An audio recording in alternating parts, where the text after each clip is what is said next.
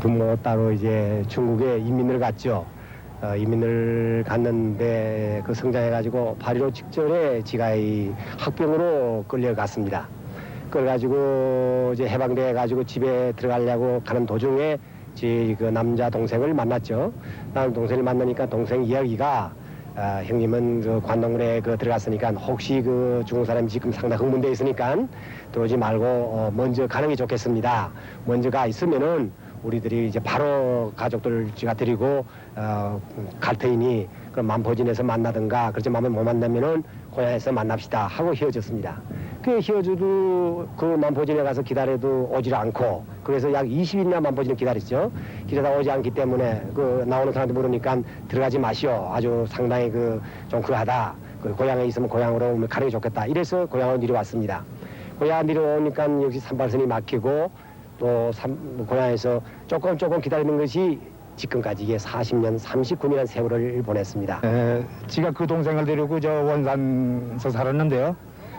고향이 저 논산인데 고향에 다닐러 왔다가 그 자기 둘째 형이 이제 그 모집이 나와서 저 잡으러도 다니고 이제 그러는 판인데 피할 도리도 없고 그래서 천상 형님이 가면 동생 말이죠.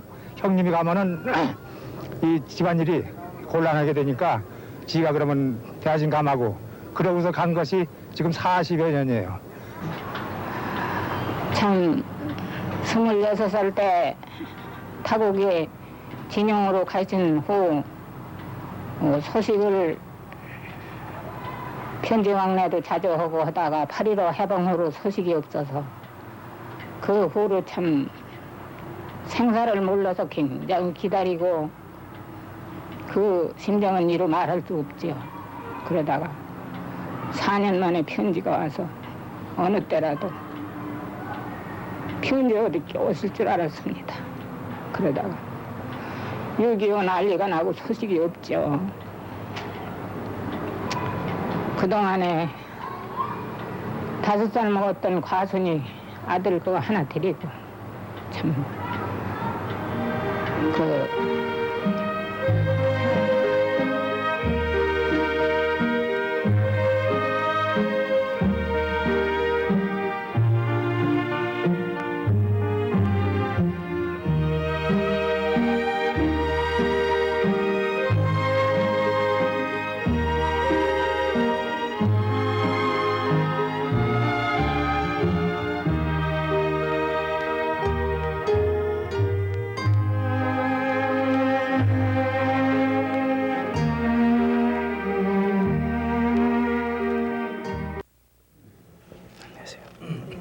네, 오늘 밤 특별기획 이산 40년. 근데 저는 오늘 밤처럼 이 광고 방송이요 고마울 수가 없었어요. 아까 서른도시 노래와 그다음에 할머니 바깥분 이렇게 업고 이렇게 도시는 거. 할머니를 업어주신 거죠? 부인을 업어주신 거예요. 또 왈칵 그냥 올라오려는데 광고가 나서 좀 살았습니다.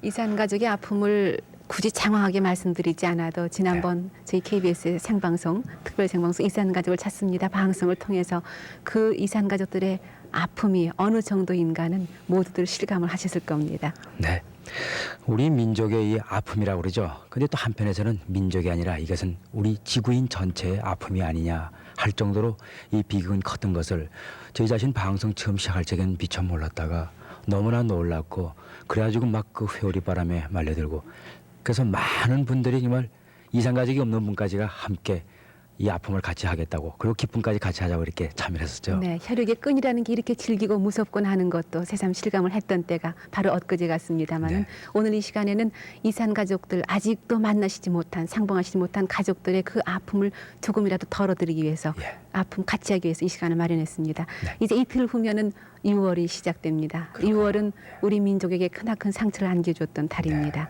그리고 2년 전 6월 30일 특별 생방송 이산 가족을 찾습니다는 민족의 대서사시라고 불려질 정도로 우리 민족의 역사에서 또 하나 커다란 이정표를 남겼습니다. 네. 오늘 먼저 여러분과 함께 우리 흔히 한의 민족이라는 얘기를 많이 하죠. 한이 서려 있다. 우린 한이 많다. 그래서 이 한에 얽힌 여러 가지 노래도 있고 여러 가지 또 글도 많습니다만은 특히 우리 근세사에 와서 일본 사람들이 우리나라에 침공해 들어와서 그때부터 우리의 이산의 역사는 시작되지 않는가. 바로 그래서 먼저 이 쌓인 우리의 이 한의 사연, 우리의 소망, 이것을 한데 엮어서 여러분에게 먼저 말씀드리려고 합니다. 들어주시기 바랍니다. 선생님들 올려줬으니까 오늘도 왔다가 여기도 왔다 저기도 왔다. 우리도 이렇게 마음보지요. 사는 것은 행복하게 여기서 살리면서도 그래도 자기 고향이라 한번 고향이라 하는데 한번 죽기 전에 한번 가서 자기 사는 고향집도 한번 만들어서 매달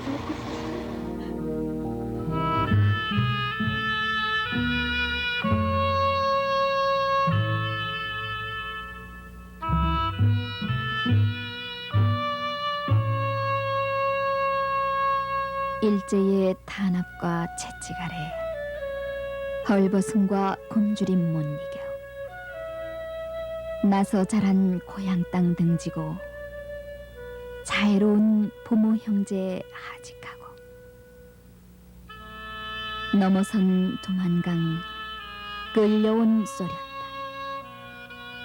암흑의 조국 해방의 종소리 우렁차게 울렸어도 남북이 가로막혀 오고 못 가는 이 심정. 그리운 고향 생각 꿈엔들 잊을 소냐. 저 하늘 구름 아래 내 고향 있건만은 백발의 어머니 언제나 배우랴.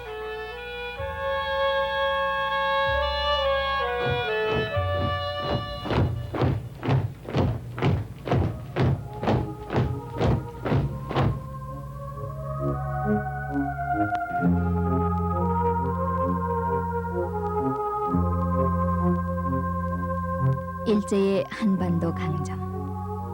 이산의 비극은 나라 잃은 슬픈 역사에서 비롯된다.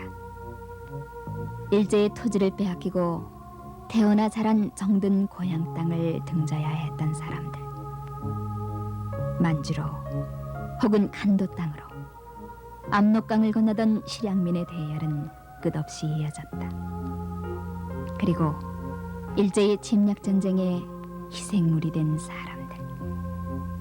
수많은 젊은이들이 학도병이라는 이름으로 전쟁의 총알바지로 내몰렸고 꽃다운 처녀들이 정신대로 끌려나갔으며 탄광과 군수물자 공장의 강제노동에 징용되어 일본으로 끌려갔다.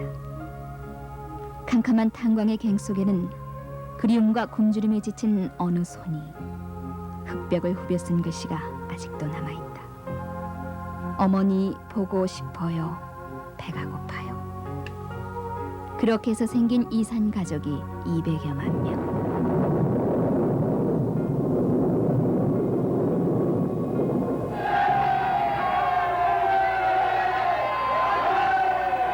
(1945년 8월 15일) 조국 광복. 나라를 찾았다. 대한독립 만세. 모두가 고향에 돌아가 함께 살 줄 알았다. 그러나 결의의 기쁨과 감격도 잠시뿐. 남과 북은 38선으로 분단됐다. 그러나 당시만 해도 나라 찾은 광복과 함께 고향으로 향하는 발길들을 막을 수는 없었다. 비공식이긴 하지만 38선을 넘나드는 사람들이 있었다. 이런 왕래로 생긴 이산 가족이 다시 350만 명. 1950년 6월 25일 예로부터 평화를 사랑하고 자유를 소중히 여기는 순박한 백성들이 사는 땅. 6.25는 5,000년의 어느 역사보다 비극적이다. 같은 민족끼리 총칼을 들이댄 전쟁을 피하여 가족에게 알릴 틈도 없이 집을 떠나야 했던 사람들. 비난길에서 아들의, 누이의, 아내의 손목을 놓친 사람들. 이념이 다른 총칼 앞에서 강제로 끌려간 사람들. 순식간에 가족을 잃고 생이별한 사람들이 그래서 다시 500만 명. 그들이 서로 찾으니 남과 북에 갈려있는 이산 가족은 자그만치 1,000만 명. 1953년 7월 27일 휴전. 전쟁은 끝났지만 잃어버린 내 핏줄을 어디 가서 찾는단 말인가.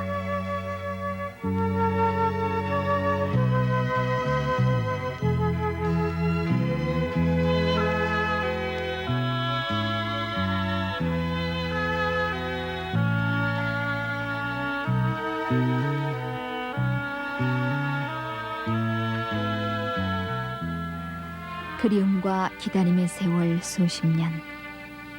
그래도 두고 온 사나와 육친의 기억은 생생하기만 한데 생사를 모르니 제사도 못 지내고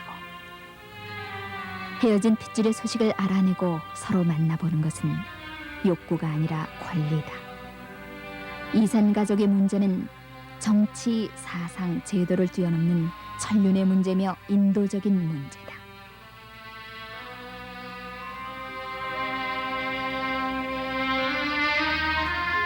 실향민들은 빗자루를 들고 나와 남북 적십자 사람들이 오가는 길을 쓸고 또 쓸었다. 부디 이루소서.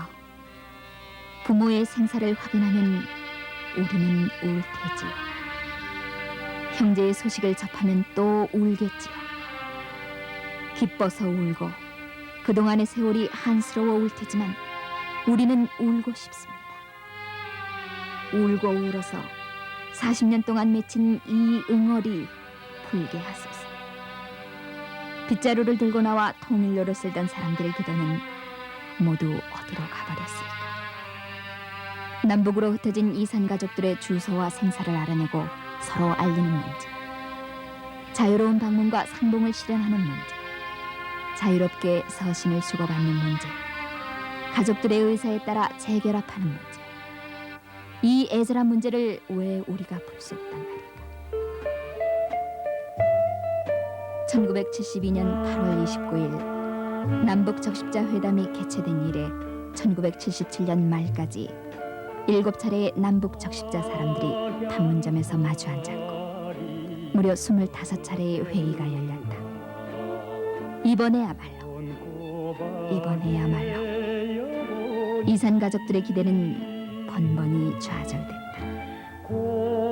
1985년 5월 27일 제8차 남북 적십자 회담. 세월이 아무리 흘렀어도 이산 가족들은 회담 소식을 전하는 텔레비전 앞에 후들거리는 가슴을 진정하지 못하고 손을 떨며 앉는다. 어서 오십시오. 그대들이 오갈 길을 우리의 옷자락으로 쓸겠소. 또다시 우리를 주저앉게 하지는 마시오. 우리의 문제 누군가가 해결해야 할 것이요. 그것을 부디 그대들이 해주오. 온차도 기막혀서 이번 남북 적십자 회담을 행여나 하는 목마름으로 지켜본 말 없는 눈들, 그리고 안타까운 몸짓. 그것은 바로 40여 년 긴 세월을 화석처럼 굳어진 그리움으로 안고 지내온 이산 가족들의 모습입니다. 그러나 오늘 밤도 그 이산 가족들의 모습은 여기 KBS 본관 벽에 그대로 벽보로 남겨져 있습니다. 아버님 서만식 씨, 그리고 형님 서백용, 봉용 씨, 또 사촌을 찾는 서정용 씨의 사연입니다. 사촌형은 6.25 이전에 월남에서 의정부에 산다는 편지를 받았으나 만나질 못했고, 황해도 장영군 장현면 죽게 꿈에도 그리운 고향 산천의 아버님은 계십니까? 과연 살아계십니까? 또 한 분의 사연은 이렇습니다. 아버님 남조한 씨, 그리고 어머님 안최순 씨, 또 오빠 남득천, 동생 성천 씨라고 쓰여진 것 같습니다. 성천 씨를 찾는 남인숙 씨, 일명 옥분 씨의 사연입니다. 함경북도 부령이 고향이십니다. 해방 전에 만주 용정에서 살다가 8.15 직후에 가족들과 헤어지셨습니다. 만주에서 살다 북으로, 다시 남으로 옮기며 가족과 헤어져야 했던 남인숙 씨의 사연은 마치 우리들에게 우리 한민족의 역사를 그대로 일깨워줍니다. 또 한 분의 사연은 오금전 씨가 동생 오금선 씨를 찾고 있는 사연입니다. 평남 중화 간동 명구가 고향이십니다. 중화군 상원면 남창리로 시집가서 시집 식구들과 피난을 나오신 후로 그리운 친정 식구들을 단 한 번도 만날 수 없고 소식조차 모르고 지내는 오금전 씨의 사연입니다. 이런 많은 사연들이 숱하게 이 벽에 그대로 붙여져 있습니다. 40여 년 세월을 뛰어넘어 어느 날인가 이산 가족들은 이곳에 모였습니다. 그것은 남의 얘기가 아닙니다. 다른 가족이 가족을 만나면서 기뻐하는 모습을 보고 함께 기뻐했고, 그리고 가족들을 만나지 못하고 돌아서야 하는 이산 가족들의 아픔을 함께 부둥켜 안고 울며 위로했던 많은 가족들. 피난길에 자식의 손을 놓치는 바람에 그 잃어버린 자식을 찾아 피켓을 들고 밤이면 밤마다 이곳을 헤매며 행여나 내 아들일까 하는 그런 기대에 지나가는 이산 가족 젊은이의 손을 잡았던 할머님의 모습, 어머님의 모정이 그대로 이 벽에 새겨져 있습니다. 이산 가족들은 붙들고 통곡했습니다. 그것은 나만의 아픔이 아니었기 때문입니다. 그래서 우리는 이 벽을 통곡의 벽이라 불렀습니다.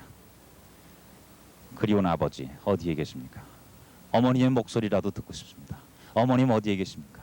형님, 누님, 그리고 오빠, 손잡고 뛰놀던 동생과 함께 고향 산천에 가고 싶다고 이들은 만났습니다.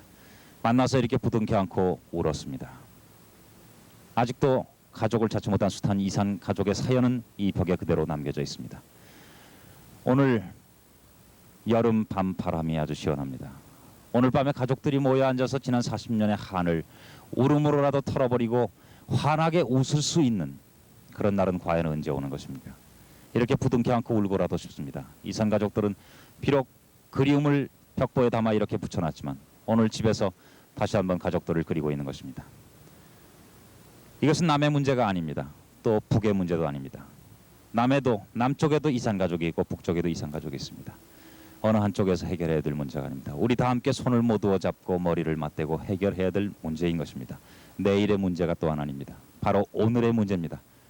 오늘 밤의 문제입니다. 그러나 오늘 밤이 다 해가는 이 시각에도 이산 가족들의 한이 새겨진 벽보는 그대로 숱하게 이 벽에 남겨져 있습니다. 밤이 깊으면은 등불이 밝혀집니다. 거리를. 어두운 마음, 가족을 아직도 찾지 못하고 애타는 그 마음, 밝은 햇살이 비쳐서 그 마음에 그야말로 밝음이 늘 가득할 수 있도록 하루빨리 만남의 장이 또 이루어져야 되겠습니다. 어디 지금 저 벽보를 쭉 송전 아나운서가 둘러보시면서 애끓는 사연을 말씀해 주셨는데 2년 전 특별 생방송이 있던 그 당시에는 벽보 지금하고는 또 비교할 수도 없었지요. 사실 처음에 벽보가 붙지는 않았었어요. 그렇죠. 그런데 차례를 기다리시면서 방송 뭐 하신 다음에도 그렇고 차례를 기다리시면서도 그냥 안타까우셔서 어떤 분인가가 이렇게 쓰셔가지고서 붙였던 것이 그만 그냥 갑자기 모든 분이 나도 하시면서 붙인 것이 저렇게 많은 벽보가 돼서 지금 남아있게 됐죠. 벽에만 붙은 건 아니었었습니다. 그랬죠. 아스팔트 위에도 그리고 나무 위에도 KBS 사옥 거대한 벽만으로 부족해서 분수대에도 붙이고 심지어는 생방송을 하기 위해서 대기시켰던 중계차에도 붙였습니다. 그랬었죠. 벽보에 붙들린 중계차는 꼼짝 못하고 몇 날 며칠이고 그 자리를 움직일 수가 없었습니다. 정말 이제는 더 붙일 것도 없건만 사소한 기억만이 적힌 종이 피켓을 들고 여의도 광장을 돌고 억수같이 떠다니는 빗속에서도 또 돌며 떠날 줄을 몰랐었습니다. 업고 걸리고 끌고 밀던 피난길의 종종 걸음에 끊어졌던 핏줄을 끝내 못 찾으면 어쩌나 하는 마음이 우리의 눈시울을 마를 새 없이 적셔놓곤 했습니다. 텔레비전 생방송을 통해 소개해드린 사연이 모두 62,525 사연을 소개해드렸습니다. 그랬죠. 그중에 1189가족이 상봉을 했습니다. 그리고 또 라디오 방송을 통해서도 상봉 가족이 많았었습니다. 그렇게 많이 만났는데도 여전히 남아있는 저 많은 벽보들을 보십시오.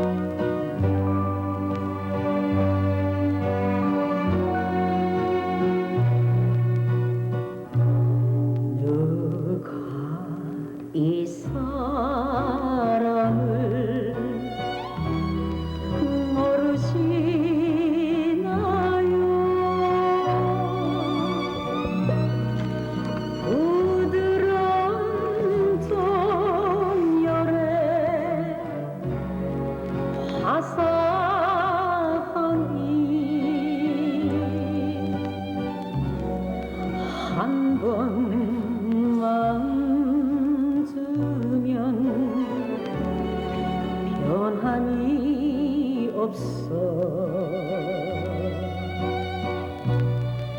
꿈따라 님 따라 가겠노라고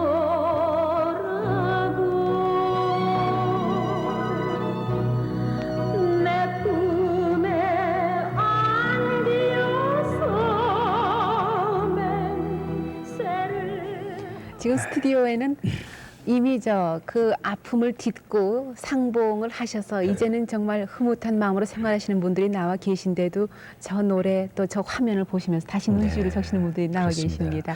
또 어떻게 보면은 지금 그때 그렇게 참여하시고 애타게 찾으시면서 서로 못 만나신 분들 얼마나 또 안타까우랴 하는 또 그런 마음도 또 함께 갖게 되고요. 네, 그리고 또 고향을 등지고 그 고향을 꿈에도 못 잊어 하시는 실향민들도 나와 계시고요. 네. 또 가족을 찾으셨는데 막상 찾았다고 생각을 했지만은 다시 확인을 해보니까 내 가족이 아니었다는 그런 안타까운 사연을 가지신 분도 나오셨습니다.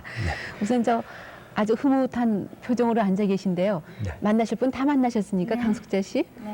마이크 좀 누구 만나신 거예요? 엄마 만나고 어머니요. 엄마, 아직도 엄마세요? 동생, 남동생 둘, 네. 네. 여동생 셋. 네. 그래 다 만났어요. 다 만나셨어요? 네, 그렇게 좋을 수가 없어요. 네. 그때 만났을 때 그 순간에 그때 그 기쁨 아주 대단했었죠. 네, 그때요 잠이 안 오죠. 그때 너무 생각도 좋았어요. 못했죠 만날이라고는. 그러면요. 어떻게 만나게 되셨어요? 직접 방송에 출연을 하셨었나요, 강숙자 방송에 씨께서요? 출연 안 하고요. 네. 이렇게 여기에 이렇게 써붙였. 아, 벽보를 네, 보시고요. 그걸 쭉 보고 찾으신 거군요. 또 혼자 사셨습니까, 그동안에는? 네. 그러다가 이제 가족을 다 만나신 거군요. 지금 아주 자랑스러운 표정이신데. 그러면요. 요즘 자주 그렇죠. 만나세요? 네. 어떻게들 지내고 계세요? 다들 잘 살고 있어요. 네. 만나시면은 회포를 어떻게 푸세요? 지금도 꿈 갖고 나시는 거 아니십니까? 제일 처음에는 어머니가 그래요. 진짜니 네가 네가 진짜 숙주하니 이래요. 그럴 겁니다. 당연하죠. 네. 그 감격의 장면들을 좀 다시 한번 봤으면 좋겠습니다. 예. 아마 여러분도 보시면서 다시 한번 또 감격을 나누실 수 있지 않을까 싶습니다. 불러보는 규보가 얼마나 그리웠던 이름이냐. 규보가 어디 보자. 그래 늙었니. 다시 한번 안아보자.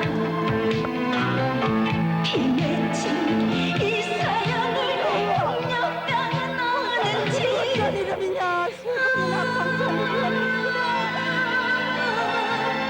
이산 가족 제외의 누가 12살이야. 이게 36이냐 46이냐.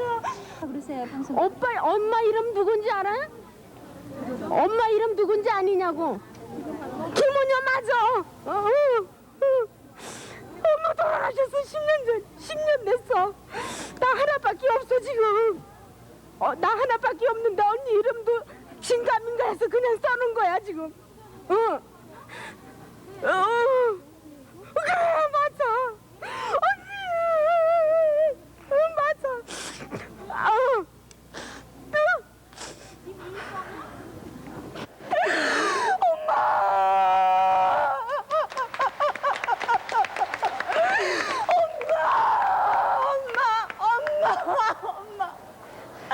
엄마 보고 싶어요.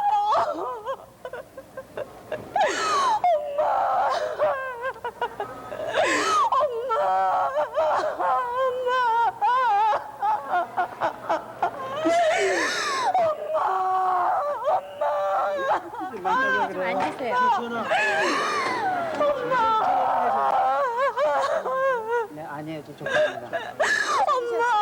저는 엄마 얼굴을 봐도 모르죠. 그런데 제가 엄마를 많이 닮았다고 그래요. 닮으셨어요. 지금 같이 나오신 분이 네, 제 얼굴을 보시면 아시겠어요? 옥자야, 제 얼굴 아시겠어요? 저희 아버지 이름 좀 말씀해 보세요. 이 기준이 맞지? 네, 이 기행이죠 아버지. 그래 기행이 맞아.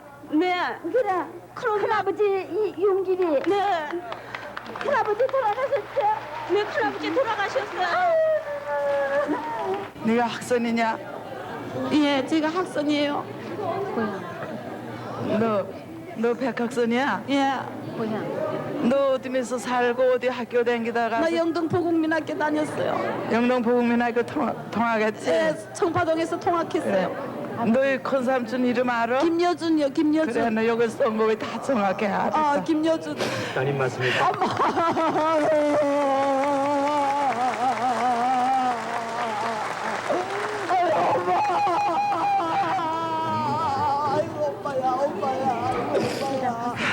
어머님 대답하세요. 아버지, 어머니 네. 얼마나 부르고 싶었던 이름. 지금 저 장면을 보니까요. 예. 다시 그때 그 상황이 다시 생각이 나서 다시 또 눈시울이 뜨거워지는데 지금 이 자리는 또 엄마가 저를 닮았다고 그래요. 그러니까는 제가 엄마를 닮았다고 그런 게 아니고 엄마가 저를 닮았다고 그래야 하시면서 저희가 실수를 했었죠 그때. 예. 상당히 저희들 그 순간에 참 슬픈 순간에 웃음을 짓게 해주셨던 이옥자 씨 나와 계시는데요. 만나신 후에 얼마나 더 우셨어요? 지금도 또 눈물 짓고 계신데. 저를 또 한 번 울리네요. 예. 네. 어머님 자주 만나세요? 멀어서 자주는 못 만나고요. 네. 엄마가 이제 편지를 여러 번 해주세요. 네, 네. 그럼 엄마가 이제 편지 한 3번 하시면 저는 한 번도 못 해요. 아유, 불효를 하시는 겁니까? 어떻게 되세요? 바쁘셔서. 한달이면서 자꾸 잊어버려요. 네, 네. 그래도 마음은 그래도 좀 편안하죠. 언제든지 만나려고만 하면 만나실 수가 있으니까. 네. 든든하시죠? 네. 그때 어머니께서는 저 KBS 대구 방송에 나오셔서 서로 이렇게 만나신 거죠? 화면을 보고 만나신 거죠? 그러니까 저희 오촌께서 보시고 네. 저희 집으로 전화를 하셨어요. 네, 네. 그래서 이제 제가 이 방송국으로 나왔죠. 네. 그랬더니 어머니가 대구에서 그 방송국에서 기다리고 계셔요. 네. 지금도 어머니께서 대구에서 기다리고 계세요. 최근에 편지 좀 하셨습니까? 좀 저 직접 말씀 나누시면서 사죄 드리죠, 뭐. 네, 대구 방송 나와주세요. 그러니까 애가 일이잖아요. 대구 나와주세요. 아니, 사실 뭐 당신이 네, 대구에 지금 저 이옥자 씨 어머님께서 나와 계신데요. 그러니까 최근에 만나신 게 언제신지. 자, 대구 김영숙 아나운서. 입니다. 네, 지금 어머니께서요. 네. 그렇지 않아도 두 눈 가득히 소보를 고른 다음 그 여름에 흘렸던 눈물 그대로 또 짓고 계신데 어떡합니까? 네, 네. 어머니하고 먼저 한번 불러보세요. 엄마, 엄마세요. 대답하시고요. 엄마, 저녁 먹었어? 먹었어. 잘했었니 그동안에? 응. 나 아까 저기 뭐야 혜령이 엄마하고 전화 통화했거든. 응. 그랬더니 엄마 나온다고. 그래 내가 니를 볼 텐데 왜 안 나와? 그래 아들 다 잘했고 예. 서수방도 잘했어? 예. 엄마 왜 안 오냐 그래서 진주 보느라고 못 온다고 그래 그랬어. 내가 갈 시간이 없어서 못 갔다. 네, 네. 저 대구의 어머님 네. 어떠세요? 지금도 또 2년 전 그 기분이신가 보죠? 그럼요. 네. 아, 이제는 웃으셔야지요. 웃으셔야죠. 활짝 웃으셔야지요. 웃음도 안 나와요. 너무나 그리워가지고요. 네. 말도 못합니다. 참 나는. 네. 그래도 뭐 저 출가 외인이라고 하잖아요. 아니, 그래도 안 그래요. 그렇지 않으시죠? 너무나 어려서 내가 떼어놓고 와가지고 네. 말도 못합니다. 네, 네. 난 죽기 전에는 잘 안 잊어버려요. 아이, 물론이시지요. 소원 푸셨잖아요. 이제는 네. 소원 풀었죠. 그래도 아직까지 근데 부족해요. 엄마가 저를 자꾸 또 한 딸을 멀리 보내셨어요. 네. 미국으로 작년에 바로 내 밑에 동생이 갔어요. 네, 네. 그럼 뭐 저 자주 서신이라도 올려드려야 되겠습니다. 네. 자, 눈을 크게 뜨시고 다시 한번 보세요. 따님, 보고 싶다고 하셨잖아요. 네. 눈 뜨고 보세요. 네. 근데 그 당시 어떻게 헤어지셨죠? 6.25 때 해졌어요. 네. 영등포에서 해져가지고 참 내려와가지고 다시 찾는다는 게 그렇게 안 돼가지고 내 가슴에는 한쪽에는 멍이 말문하게 들었어요. 네, 네. 자, 하루빨리 만나셔서 자주 좀 만나시고요. 만나셔서 밀렸던 얘기 차곡차곡 나누시려면 앞으로도 40년 더 걸리실 겁니다. 시간 내서 좀 가식을 하시겠어요. 네, 뭐 자주 좀 관심이 찾아뵈셔야 많죠. 되겠어요. 좀 외로워하시는 것 같은데요. 네. 오늘 이 자리는 또 북에 가족 두고 오시고 또 고향을 두고 떠나오신 실향민들께서 자리해 주셨는데요. 어떠세요? 방송을 저 2년 전에 직접 이산 가족을 찾습니다. 방송 보실 때 어떠셨어요? 글쎄요. 지금 2년 지난 오늘도 거의 그대로 머릿속에서 살아앉습니다. 네. 왜 찾은 분이나 우리들이 찾지 못한 사람보다는 우리는 갈 수도 없고 볼 수도 없고 대리를 비칠 수도 없는 거 아니겠습니까? 네. 그러니까 우리의 안타까움이라는 건 아마 여기 앉은 분보다 우리의 안타까움이 더 크지 않을까 그렇게 느껴집니다. 네, 네. 네, 그래서 하루속히 고향에 가고 싶다. 어떤 부모를 만나고 싶다, 형제를 만나고 싶은 것이 아니라 저희들이 좀 나이 먹으니까 내 고향 땅이라도 한번 듣기 싶다 하는 그것이 바로 동심으로 돌아가는 게 아닌가 이렇게 생각해서 가끔 술 한 잔 먹으면 옛날 노래가 나오게 됩니다. 네, 네. 옆에 계신 분은 고향이 어디세요? 저는 함경북도 길주입니다. 네, 네. 제가 벌써 나온 지 36년 세월이 유수 같은 낱말을 오늘처럼 실감해 준 때가 없습니다. 부모님을 버리고 나온 그 불효야말로 더 없는 불효를 저질렀고 또 인정조차 못 본 불효는 두고 꿈에서도 잊지 못할 그런 불효를 저질렀습니다. 앞으로 하루속히 갈 수만 있다면 또 가서 어느 dum의 산골에 지금 누워 계신지 한번 보고 싶은 마음 한이 되고 있습니다. 네. 그때 방송에 참여하셨던 분들의 사연 가운데는 나라 잃은 슬픔, 전쟁의 비극 그대로 담겨 있었습니다. 지금 고향을 두고 오신 분들의 말씀을 들으시면서도 또다시 가슴이 정말 막히는 듯한 그런 기분인데요. 고국을 떠나신 분들 가운데도 말이죠. 그러나 전화로라도 얘기를 나눌 수 있지요. 그렇죠. 편지로라도 얘기를 나눌 수 있지요. 언젠가 갈 수 있는 곳이지요. 그러나 갈 수 없는 곳에 고향을 두신 분들은 정말 뭐라고 비길 수 없는 그런 서러움을 안고 계실 겁니다. 그 안타까운 분들의 그때 그 사연, 그건 정말 애를 끓게 했습니다만 네, 네. 그 소리 다시 한번 여러분 함께 들어보시죠.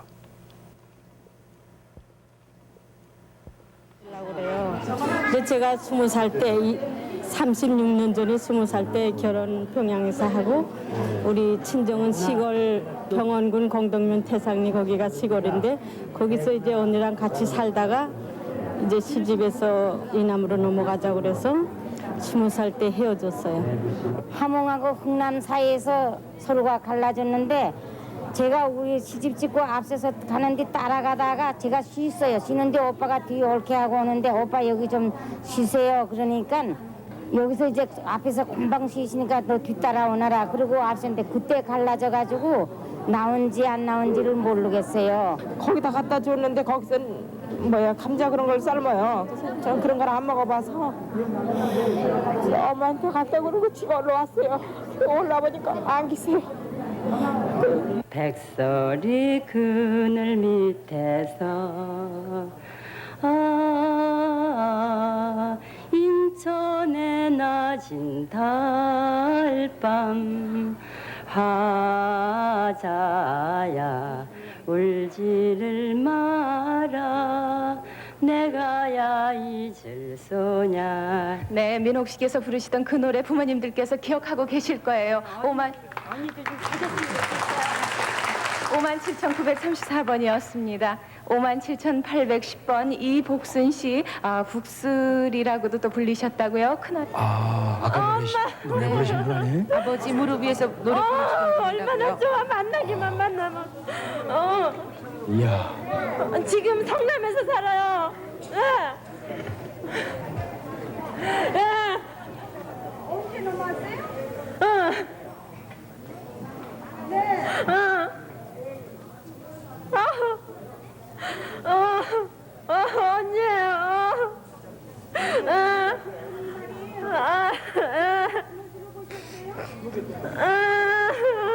너난 찾으려고 마음을 먹었는데 이렇게 정말 너까진 죽었으려니 생각했는데 이렇게 찾으니까 정말 좀 혹시요? 다시 태어난 혹시라도 정말 제사까지 지냈던 분들이 살아서 여기서 만나셨거든요. 혹시라도 아버님이 살아 계신다면은 아까 저 부르셨던 노래 또 들으시고 또 이렇게 언니처럼 나오실지 모르겠는데 노래 부르실 수 있으시겠어요 지금? 네, 있어요. 어떠세요? 또 부르실 수 있으시겠어요? 노래 부르는 소리 듣고 내가 그 당시에요 아버지가요 잘 부르던 노래가 있어요. 그러세요. 네, 그럼 한번 부를까요? 혹시 또 아버님이 살아계시다면 네. 동창의 달이 솟아창에 비쳐 깊이 든 잠 놀래 깨어주니 자는 새 드는 새 잠자면 만년을 살아도 헛살로다. 이렇게 아버지가 이 노래를 즐겨 부르셨어요. 아버지나 엄마 이 방송을 보시면 날 좀 찾아주세요. 저분은 그 노래를 부르시고 언니를 찾으셨습니다. 그리고 또 아버지가 즐겨 부르시던 노래를 부르시면서 부모님을 또 애타게 찾고 계십니다. 지금도요. 노래로도 꽤 연결이 됐죠. 34년 동안 그 가사 하나 틀리지 않고 기억할 수 있다는 것은 얼마나 가족을 그리워하는 마음이 강했으면 그럴 수 있으랴 싶어서 정말 그 당시 또 방청하시던 분들도 모두 함께 눈시울을 적시셨었는데요. 여러분 잘 아시는 시인 김광림 선생님 그리고 시인 홍윤숙 여사께서도 모두 실향민주라고 합니다. 오늘 이 자리에 함께 해주셨습니다. 네, 밤늦게 이렇게 함께 또 해주셔서 고맙습니다. 선생님. 네. 홍윤숙 선생님 고향이 어디신데요? 저는 저 평북 정주입니다. 평북 정주요. 네. 언제 고향을 떠나오셨어요? 올라오기는 어려서 그 부모님을 따라 올라왔습니다. 그러니까 그 눈물을 뿌리는 실향민은 아니라 해도 이산 가족은 아니라 해도 그래도 그 뭡니까? 거기 친가의 작은 아버지, 작은 어머니 또 외가는 전부 다 계시고 온 일가 친척이 다 있습니다. 네, 그러니까 제게는 가장 그 다감했던 소년기, 사춘기에 온갖 그 추억이 묻혀 있는 정말 생의 뿌리 같은 것이죠. 그래서 그 친구나 이제 그 이웃들이 고향 이야기를 할 때마다 꼭 고아처럼 서러워집니다. 그렇죠. 네. 고향에 대한 기억이 몇 살 때까지 기억이 나세요? 그러니까 여름, 겨울 방학 때마다 내려갔으니까. 네. 그 8.15 해방 전해까지 내려갔었습니다. 네. 이게 아주 기억이 네, 생생하시겠죠. 그럼요. 그러니까 뭐 사춘기 10대 후반까지의 기억이 그냥 있으니까 너무 생생합니다. 네. 추석 때나 이렇게 명절 때 누가 고향에 간다 올 적에 그때 굉장히 네, 아프죠. 그래서 늘 그럴 때는 뭐 그 아프다고 할까 뭐라고 할까 그저 꼭 고아, 버림받은 고아 같은 몸살을 앓으시는군요. 네. 고향에 대한 기억이 아직도 생생하게 남으신다고 하셨는데요. 사춘기 때니까 얼마나 머릿속에 그 새겨지셨겠습니까? 네. 아직도 잊혀지시지 않는 그 동네 모습이라든가 이런 게. 그 외할머니의 모습이라든가 외삼촌 이모들의 모습이라든가 또 그 다정했던 숙모님 그리고 그 혈육보다도 어떤 의미에서는 더 진하게 남아있는 그 소꿉친구 네.